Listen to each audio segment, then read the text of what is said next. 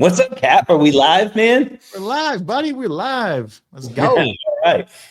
Man, it's October, right? First week of October. Air is starting to feel a little cooler here. It's no longer 95 degrees. Can you believe that? We've had 95 degrees the last couple of weeks every day. That's insane, bro. Insane. Mornings. Yeah, I get a little jacket on in the mornings, or I feel like I need a jacket at least. Like it's cool. I like the weather. It's 56 right here right now. With the sunshine. Too cold, but it's a little one thing I like about October is it starts to feel more and more like Christmas season, at least for us. I mean, I start putting on my Christmas shoes. We're doing Christmas quotes. We're getting all of our processes and systems ready for Christmas. October it was one of the most profitable months out of the year for us. Yeah, October is great when it comes to Christmas because you have 95% it's reinstall. Clients that are already, using you. You already have maps for the job. You already have the product all laid out. It's just like October is a good month and people start really thinking about Christmas. Phone starts ringing. I was just actually saying on the Illuminati Club with our, our secret society of Illuminati members, the fourth quarter in general, October, November, December is a great time for lighting guys. Whether you're Christmas, landscaping, or soffit lighting, or all three of them, it is the time of year that every single person is thinking about lights outside.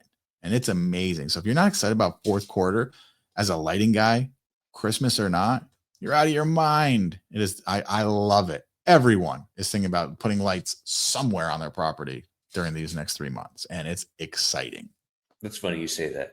Like we were just outside my back patio. We just finished up like this water feature.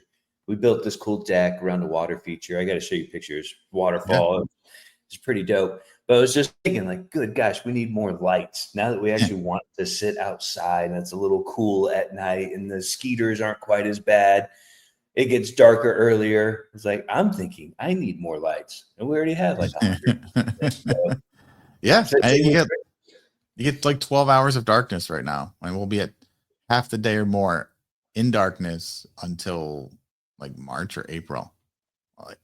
It's a great time of year as a lighting guy. Great time, no matter where you live.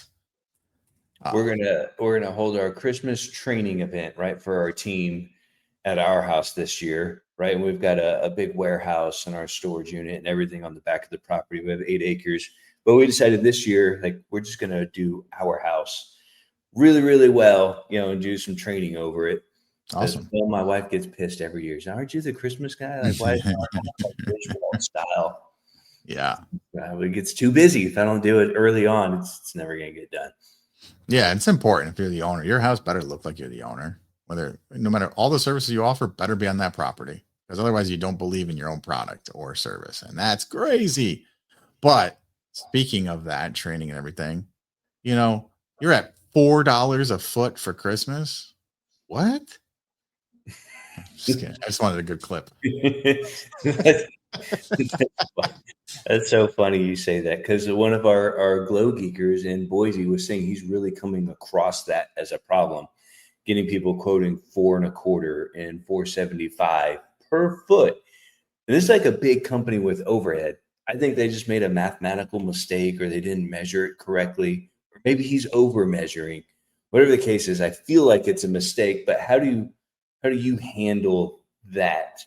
When you're competing against it, customer says from a reputable company, right? It's easy to dismiss just a chuck in a truck type scenario. But if it's like a reputable company, they've got 100+ reviews, they've got a sales guy. How would you combat that? In your coaching circles. I'm going to open this door. I feel like I'm really echoey. Is my audio super echoey? I mean, you're always a little echoey.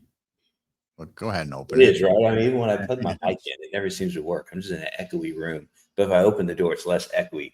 But I'm listening. Answer that. Yeah. So, I encourage everyone to, not really care about other people's pricing. So far too often, we all get caught in this thing about comparing pricing and, oh, you should be at 8, you should be at 10, you should be at 12. I'm at 4. You're ripping people off. You're ruining the industry. It's just this endless nonsense of just shit that gets spoken about. focus on your own company and what you provide. So I don't care if the competitor is more expensive or less expensive than me. I am not selling the lights. I'm not selling Christmas lights. I'm not selling any of my lights, right? We're selling the experience. So when that person calls up for Christmas lights, what does that call look like? Like, let's examine if you are losing bids, let's examine why. It's not price. People buy from people, and price is a thing, but it can easily be overcome because people buy on emotion. They'll justify logically, but the emotion is what people buy on. So are you, from that first call, are you actually anchoring them into why they're calling you? The fact that, oh, is this what your parents did for you? Did your parents do all this Christmas decor for you? Do you want your kids coming home to a magical home and talking about this until their adulthood?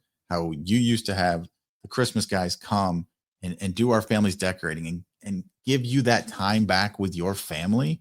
So instead of worrying about untangling lights or spending Christmas in the emergency room or on crutches, I am giving them back their time to make family memories.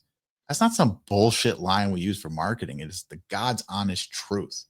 We're going to give you something that you and your family are going to remember forever. We literally are becoming part of that family's holiday traditions. And I don't know if people put enough weight on that. It's not just Christmas lights.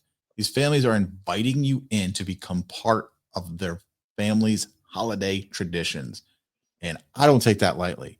Every single client, no matter how small or how big, that is huge. We all have our traditions and they're inviting us to be a part of it.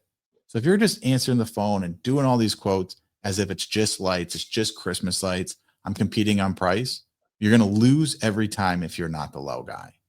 Unless you get, hey, yeah, I'm available tomorrow. There comes that time swap. But stop competing on price, stop selling Christmas lights and sell an experience and sell the people their time back. And I don't care how much you charge. You put that message correctly, you're going to get people that are going to hire you. I think it reminds me of Eminem. Yeah, it has a song. You only get one shot, right? Yeah. You only get one shot. They're only having family over, that one morning, Christmas morning, the day after Thanksgiving, or the Christmas party that they're having, right? Like there's only a handful of nights between Thanksgiving and Christmas that like really matter. And Yeah. you're selling that experience, that the lights are going to work, or you're going to be there to fix it. I mean, that's like the guarantee, right? Like it has to work. You have to create the memory for that, like, one photo op moment that they're looking forward to. I think Yeah. you mentioned it on our Illuminati Lounge call. I even took notes because it was just gold. And it's something just to kind of get in that mindset with our team. So on our next meeting, I'm going to make sure and go over it, that we are creating experience, from being overly enthusiastic, or maybe even have like a little Christmas jingle when we answer the phone. We'll kind of go over, but not just from the phone answer, but from the salesperson, from the install crew, having Christmas music on, handing Yep. out candy canes. Just the whole experience is what you called it. Man, I really like that. Took really good notes. Yeah. I mean, I think it's a point. That's really why I became like the Christmas guy. It's why, even barefoot lighting, how I have, about the demos I do where I'll bring mixed drinks and, coolers, and I give them like this whole experience, because I learned that from Christmas. Because anyone else that started selling Christmas lights, I don't care if they're $2 a foot, no one provides what I provide, right?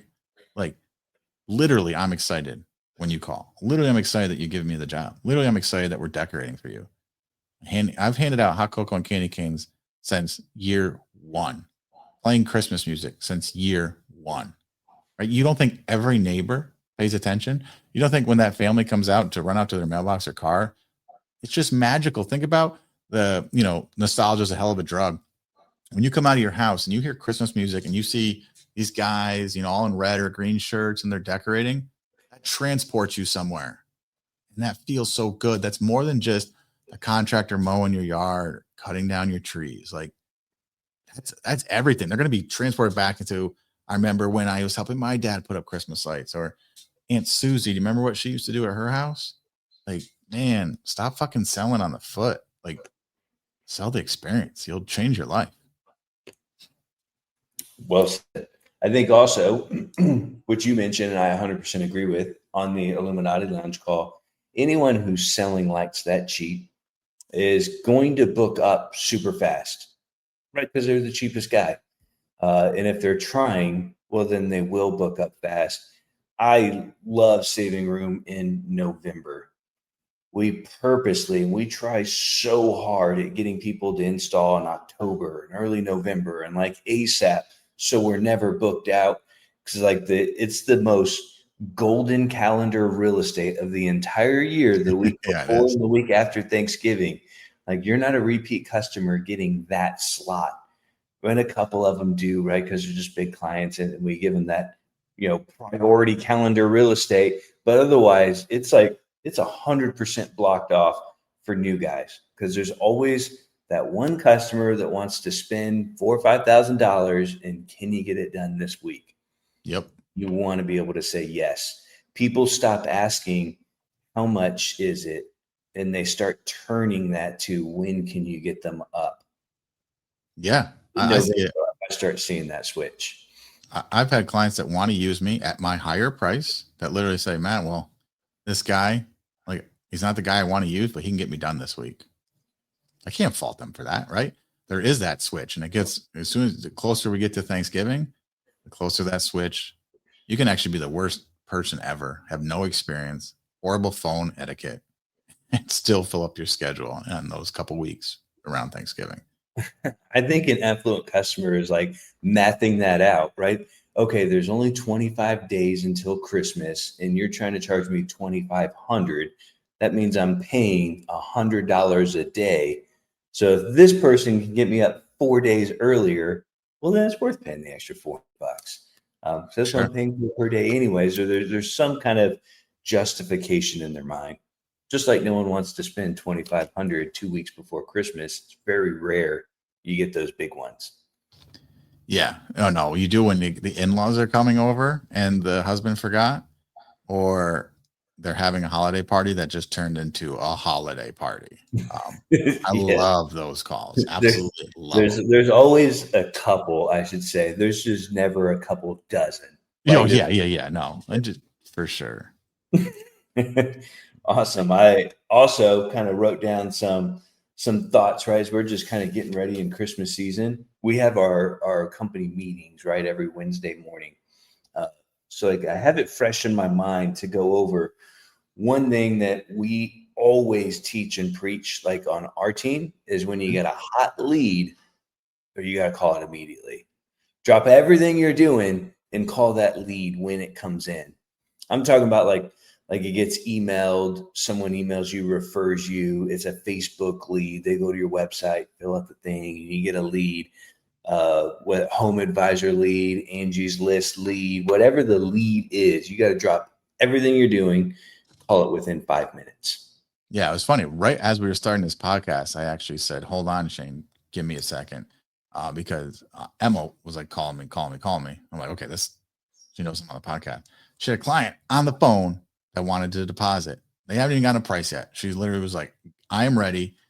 I know you've done my friend's house. Let's do this. Like, just send me the invoice. I will pay right now." So yeah, you know what? I dropped everything I was doing, and we made sure that that's I'm sure it's going on in the background as we speak. I'll be getting a little ding from a deposit, right?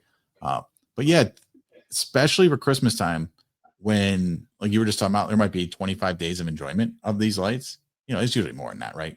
But um, if you don't call them back that day, especially on a Friday, and you don't call them all weekend, so many times that person will literally have already hired the guy who picked up the phone. Like that can be you are like 75, 80% top tier echelon of a home service business if you answer the damn phone. 100%. I think statistically, I read if you call a lead within the first 5 minutes, you're 80% more likely that turns into an actual job. Not to book the quote, but turning into an actual job. So normally, first one to call, first one to get to a quote is 80% more likely to get a job. I read a book once. I love the analogy. It was a warm lead. A hot lead is like a warm cookie, just right out of the oven. Right? It's like so much better than if you wait 2 or 3 days and it's old and stale and it's been left out. You have to get to it right away. Can't stress that enough. Yeah, I agree. And you think about that from your own point of view. Like, why is that so important? Think about when you're hiring a home services provider for anything that you're doing, the guy who calls you back first or answers the phone, like it builds confidence in that person. Like you have no idea who they are, right? They're a contractor. They want to take your money. Your guard is up. So the guy who calls you back right away, a couple minutes, same day, versus the guy who does 3 or 4 or 5 days later, who are you going to trust more when you know nothing about either company? The guy who called you back, right? Yeah, That's absolutely. Or if you're like me, right? Like you start searching, like because you and your wife are talking about it in that moment. You're like, let's get a quote, and someone calls you back right away. Like it's still fresh on my mind. I want to. If I wait 2 or 3 days, I don't know. I may start thinking I'm going to do it myself.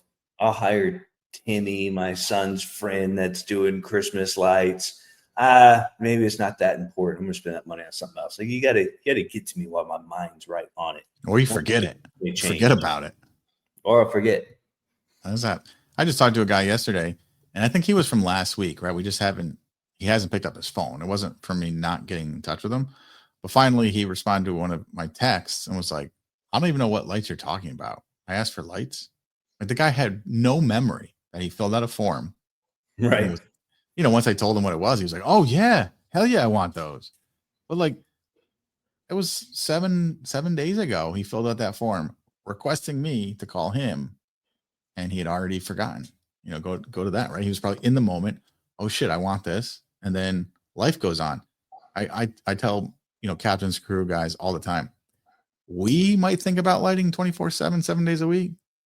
Nobody else does. Like, they just don't. They think about it when it's dark out. They think about it not even when it's dark out. They think about it when they have to go outside somewhere to go take the garbage out, check the mail, go get an Amazon package. That's when they think about us. They're not That thinking is about us. especially true when it's like a social media lead. Let's use Facebook. That's the biggest lead source, social media wise, that we get. They're Sure. scrolling, they see the ad, they click it, and they fill it out. Like they only thought about it in that half a second that they clicked on it. Yeah. And then they continued scrolling, right? And they completely forgot that they even did it an hour later. Like those you have to call right away while it's top of mind. Yeah. Absolutely. I mean, that's a great point. We're all this scroll society, and you will forget quick. Even you yourself, even I'll forget quick, right? Like, how many times I was like, oh, I want to go read that post I saw. I'll read it later. I don't know. Within 10 minutes, I forget what the post was about, who posted it, and I never go find it again. It's no different for a home service provider.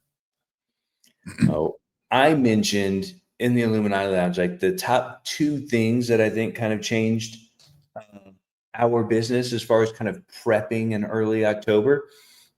Because we start jobs, we don't necessarily, I don't say we full on go into Christmas until the end of the first week or so of October, but like we start jobs, right? September, we're doing commercial jobs. Early October, we're doing Halloween, Christmas type installs. But we fully launched this year. We're fully launching October 9th and 10th. When I say that, we have a company training. And for us, that kind of like launches it for the whole team, not just my lead guys that don't need any training. So on October 9th and 10th, and we started doing this probably a third year doing it. And it's just been really, really helpful. We'll hire our new hires. That's when they're going to start. We'll salespeople, our current team that maybe they've never done a Christmas season, and even our veteran guys. It's just good for a refresher. We have a training. I have a slideshow to pictures in the past, things that worked, things that didn't work, and then we go and we install. It's a 2-day event. I'll invite like local competitors to it. Hey, do you want to train your guys? Come on in. We kind of make it a cool event, cater it. We have food, and that one like really, really teaches the person. It's hard to teach someone on the field, on the job training. I mean, it's not hard, but it's hard to show them every certain scenario that you've just learned over the 5 years. Hey, if you come across sprinklers, you should do this. Hey, I do behind a gutter like this, not like this. Hey, when you're coming across this type of a pitch, use this tool. So all the little scenarios that you just don't get to in a week of on-the-job training. All right. That was huge for us in limiting the amount of callbacks we have, prepping our team to go out in the field. And then the second thing, so there's one thing, right? Like a solid training, or send them to a paid training that someone else does. I mean, that's still way, way worth it. Second would be we hired a warehouse manager.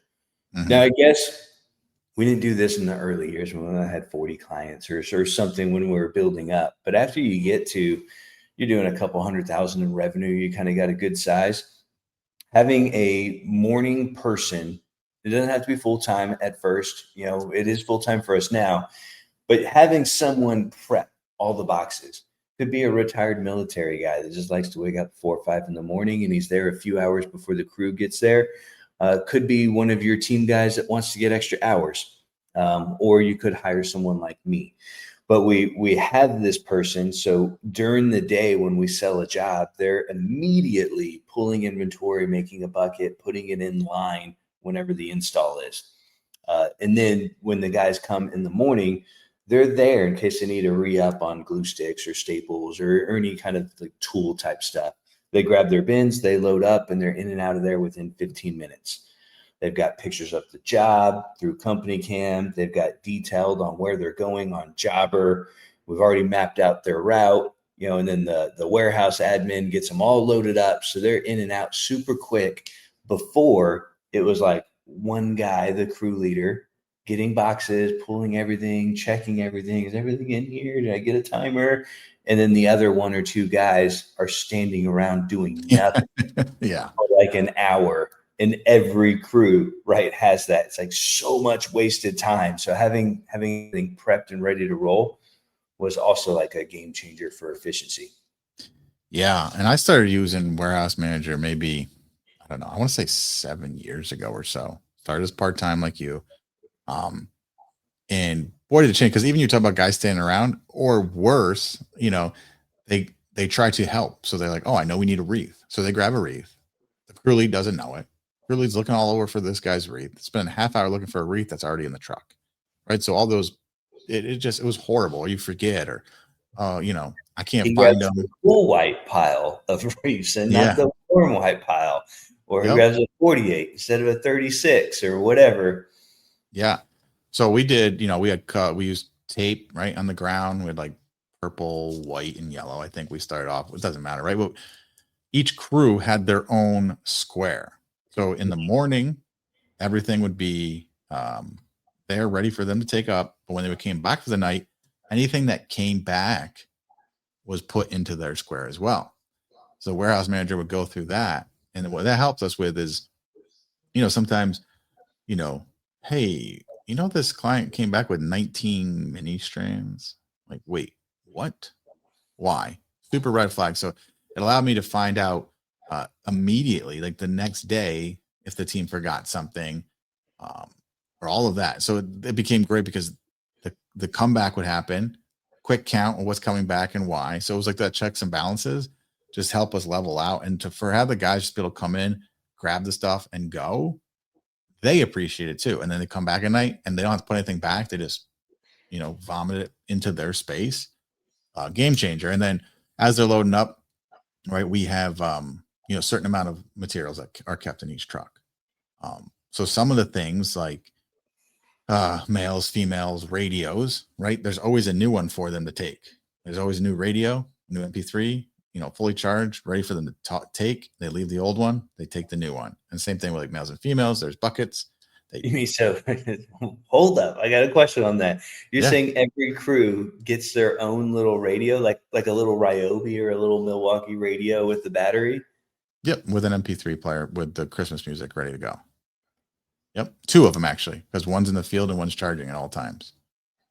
Got it. What brand is it that you use? Is it like a Ryobi or something, or is it's some cheap, Amazon? Because the guys are always rough on it, right? I mean, I don't know what they do. I always joke, they must play dodgeball with the damn things. Just one of those things that break. So they're just $15, $20 speakers and $20 MP3 players, nothing crazy because I've lost too many iPods and nice speakers. So Got it. lessons learned. All right, neat. That's Yeah. a good way to guarantee they play Christmas music. Yeah, that's a big thing for me, right? When we sell that experience, if we show up to a job and you don't have that, that's a fireable offense. Like I don't take it lightly. Like this music better be playing at all times. It's not an option. Part of the So job. the MP3 player, you're saying that's like the old iPod or something, where you just have a loop of 20 Christmas songs. Yeah, then we have like 200 Christmas songs, but it just shuffles it. Yeah, because we used to have them do playlists on their phone, but then, then we're trying to make sure the guys' phones are charged. Plus, then they're using a company cam, trying to play music, phones ringing, all that jazz. So, just removing all that or no Wi-Fi and just having a preloaded MP3 player that you hit play on every morning, gold. Or removes so many obstacles. I like that. Yeah. Good tip. Sorry, I totally interrupted you. I think you were finishing, but you probably forgot where you left off. Yeah, no, it's all good. It's the same thing, right? So like if there's, if you keep 25 extra mini lights on your truck for warm white at all times, right? Consider having the same deal, right? Like we use a lot of milk crates in some of the trucks we're currently in. Take your milk crate from that day's job or day's work and leave it there and grab the one that's full. That way, that truck always has 25 when they leave in the morning, and the warehouse manager can count what's left in that bin. Yeah, you can see, when people are stealing, lost, when we're giving, how many lights were end up getting broken out in the field. It's just a quick checks and balances that's super easy. Because if you send someone, we all know there's theft, right? Like people take the lights and they do their own home. It happens all the time. So if you go out for a day and it's all multicolor and you come back with no warm white, what happened? Or vice versa. Usually the actual case. Yeah. You're doing warm white and you come back with no multi. Why? If you don't have a dedicated spot for the crew leaders to put their stuff like in the same square, like you mentioned, they end up throwing it all over the warehouse, in the office. There's gum wrappers and cigarette butts and broken clips. And you're like, where did this come from?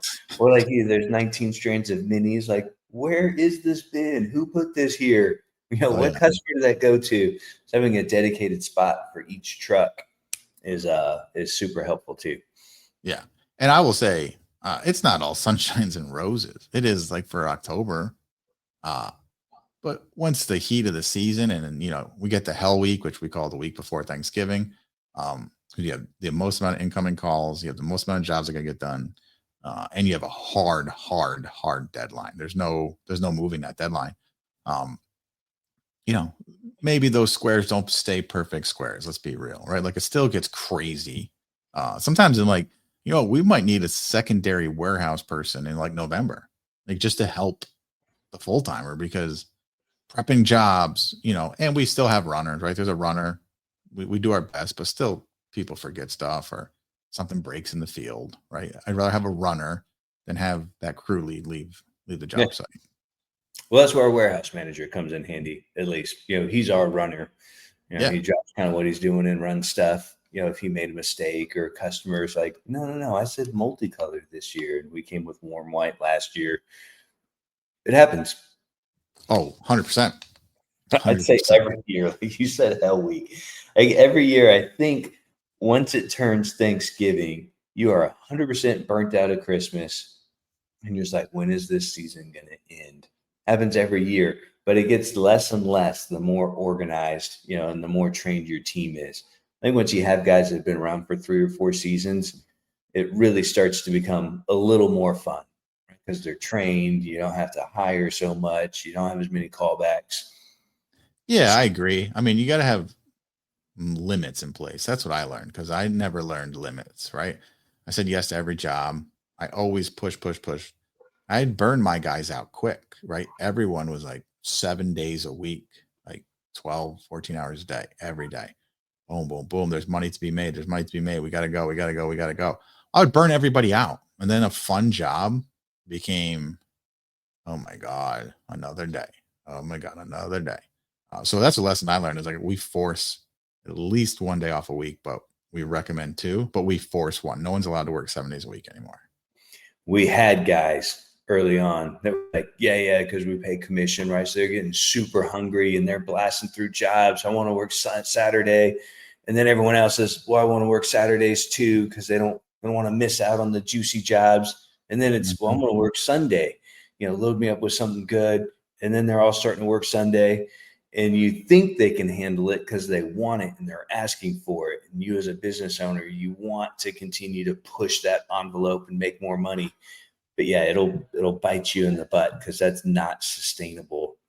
No, we look like Christmas zombies walking around. It was like Halloween Town out there, but we were hanging in Christmas lights because it was all zombies. So, and inevitably, that's like the worst part about taking weekend jobs is there's always going to be a problem and your phone is ringing and your phone's already ringing 15 hours a day and text messages, emails, phone calls.